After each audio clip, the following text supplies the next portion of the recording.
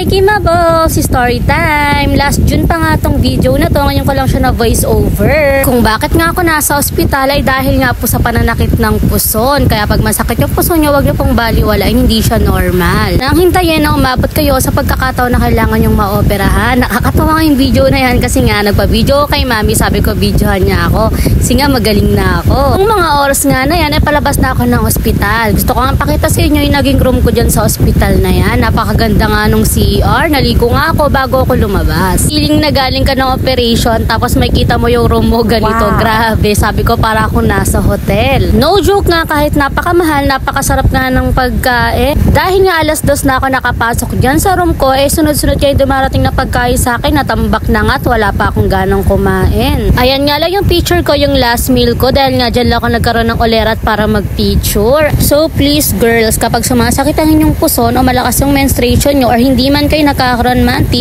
ipa-check up nyo nga yan dahil nga hindi nga siya normal. Huwag na natin hintayin at saka tayo magpapagamot kapag gusto na natin mag-baby. May wag ginala pa si mami at namimisan niya ang classmate niya sa Wego.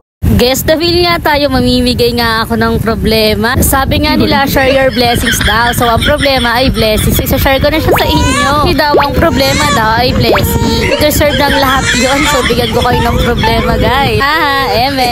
Yung nga sa video na to, na may 3 pinggan na nga ako sa room ko dahil nga yung mga dinadalang pagkain na hindi ko nakakain dahil nga wala pa akong ganang kumain. Bago nga lumabas ng ospital o payagan kang makaalis ay dapat nga nakapag-poop ka muna o nakaihi ka man. Kahit nga hindi pa ako nakakapoop, nagsabi ko kung oo dahil nga uwing-uwi na talaga ako. Yung nga pala sa staff ng ospital na to, pati nga sa naging OV ko. Kagaling niya nga, grabe. Sobrang thank you po ako sa inyo. Mga taong nakatulong sa akin, maraming salamat po. May katanungan nga kayo, mag-iwan nga lang kayo sa comment section. Sasagutin nga natin yan. Hanggang sa muli, paalam! 能不能再